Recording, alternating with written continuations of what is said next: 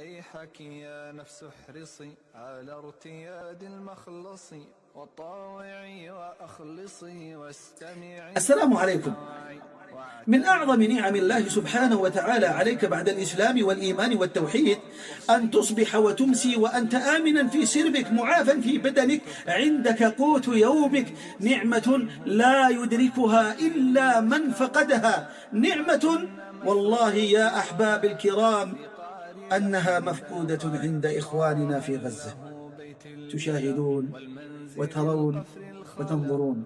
أقسم بالله العظيم، والله العظيم إن احنا في نعمة عظيمة، بل في نعم مقارنة بما هم عليه وفيه. أسأل الله أن يفرج عنهم ما هم فيه.